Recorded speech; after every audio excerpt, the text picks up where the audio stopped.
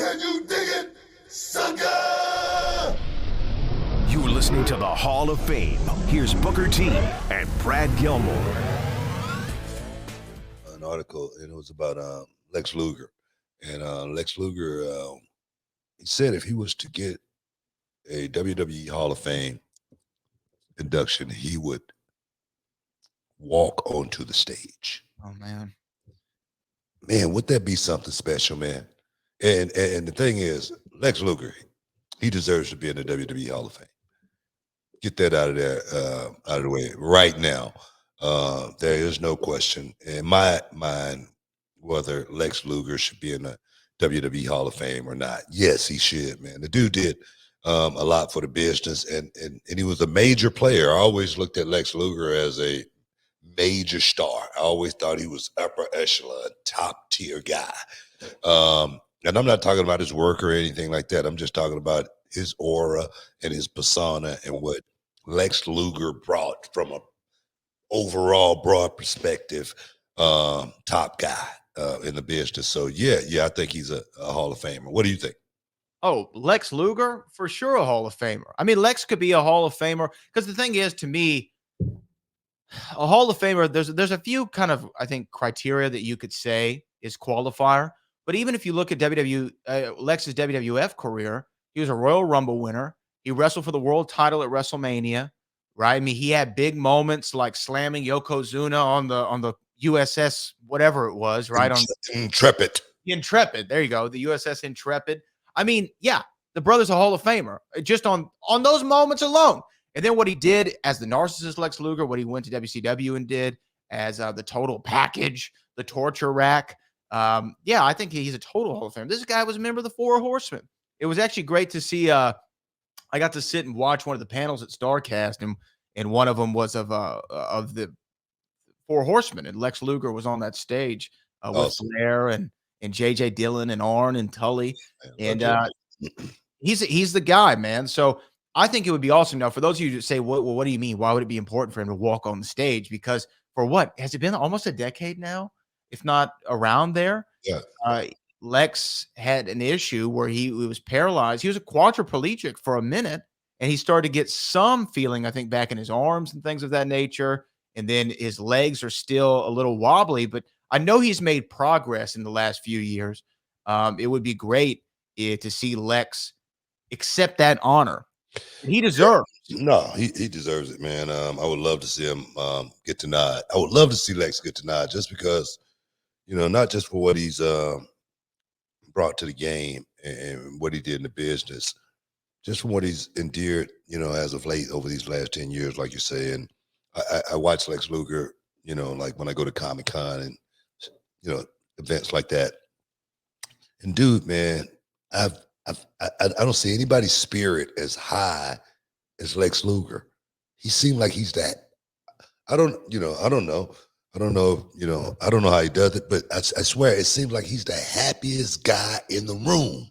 You know what I mean? So I give him a lot of credit, man, for being able to, stare, what he's going through right in the eye and deal with it like a grown man, like a real man. I give him so much credit for that, man, because I swear, man, I question myself, how would I be in a situation, when you come to it like that, I've always been able to deal with situation pretty good, but you just never know. And I admire him a whole lot. Oh, yeah. I mean, again, I can't even imagine going.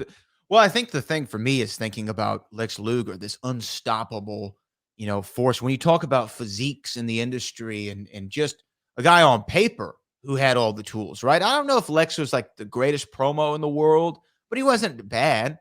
Was Lex the greatest worker in the world? No, but what could he get the job done? Could he go out and tell the story that he wanted to tell? Absolutely. He might not have been like Bret Hart inside the squared circle or a Booker T for that matter, or Shawn Michaels, but he could go out there and tell the story that he needed to do. If you go watch his matches in the maybe late 80s, early 90s with Flair, and I know he's working with Flair, but those are some phenomenal matches that they had with one another. So I think just if you look at all the qualifying boxes, he really is the total package, and he might as well add Hall of Famer to that, but to go from that physique, my point was going to be to go from that physique to having issues even moving around anymore, the damage that could do on somebody's psyche. I can only imagine, you Yeah, know, yeah, what the mental battle, like you said, for the last several years has been for Lex Luger. And to me, he was one of those guys who kind of went completely off the radar. Like you didn't hear about Lex, you didn't see Lex, he didn't do any interviews, he didn't do anything. And I really, and it's been nice to see him as of late come out more and do more interviews. I know he's on Smack Talk with you and Peter Rosenberg and Jackie Redmond, and he's got his WWE documentary coming out. I hope that this is the precursor to WrestleMania 39. Let's put Lex in the hall, y'all, because you know what? The thing is, too, with WWE is sometimes they've missed the boat on a couple of guys before it was too late, right? Like yeah. Vader this year went in the Hall of Fame. It'd have been great to see Vader, Leon White on that stage and be able to give that speech that only Vader could. Vader And time. Vader time. And Yeah. only a few guys have ever been able to, I mean, there've been a few times where guys have been, passed before they could get inducted properly. And Macho Man Randy Savage, Kurt Hennig, to name a few. So let's do it while we still got the legends here. Not Definitely. everyone has the flowers where they can still smell them. I remember, I wrestled Lex Luger, WCW Saturday night, and man, we had a really awesome match, and I put him over. I was, just beginning to work singles matches and whatnot. And he cut a promo after, and there again, we didn't have, scripted promos or anything back then. And Lex cut a promo, and the first thing he said in the promo was how good I was. He put me over, he built me up. You know what I mean? Even though he beat me, he still made me at the same time. And I always appreciated that from Lex Luger because it was something that he did not have to do. He could have just went out there and just put himself over, which most guys do. You know what I mean? But he was had the wherewithal to say, I just beat a guy who is, who's coming up.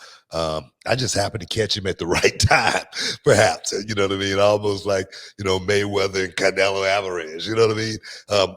Catch him while he's young. You know what I mean? And just a little bit too inexperienced to pull this thing off. But I always appreciated that so much from Lex Luger. Seriously. Yeah, and to me, I don't know a lot, about Lex outside of, his wrestling career. I don't know what kind of guy he was. I don't know anything like that. But just from what I can tell, he seems like, a quality human being as far as how he treated others. Now, I don't know anything about his background. I could be completely wrong, but just on the face of everything, he seems like a decent guy to me when I see him in interviews. Yeah, definitely, man. Definitely. Yeah. So Lex Luger for the Hall of Fame. We'll Lex see. And you know what? Who else did we advocate for? There was somebody else that we advocated for the Hall of Fame because I don't know if you realize this last class of Hall of Famers, we advocated for every one of them before any of them were announced. Right?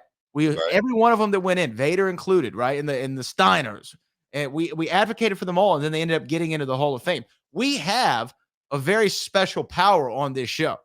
So I think that we need a champion who we want to see as the 39 class of the Hall of Fame. I think Lex Luger's in there. Nasty Boys. Ashley's got to be in, man. Ashley's got to get a call, man. They got to get a call sooner or later, man, because we had some of the greatest matches, one of the greatest feuds ever. If like I say, for me, if it was ever a rivalry put together for me, it'd have to be in the tag team division, man. Harlem Heat against the Steiners, Harlem Heat against the Nasties, you know what I mean? Those, Harlem Heat against Lex Luger and Sting, you know what I mean? That was a pretty good combination right there. So yeah, man. So definitely, man. We got to take another break, man. I see we got super chats coming in like crazy. But it is funny that you bring up Harlem Heat, but we'll talk about it here in a second. Hey, man, stick around. You're in the Hall of Fame. We'll be back in a minute. Can you dig it, sucker? You're listening to the Hall of Fame. Here's Booker T and Brad Gilmore.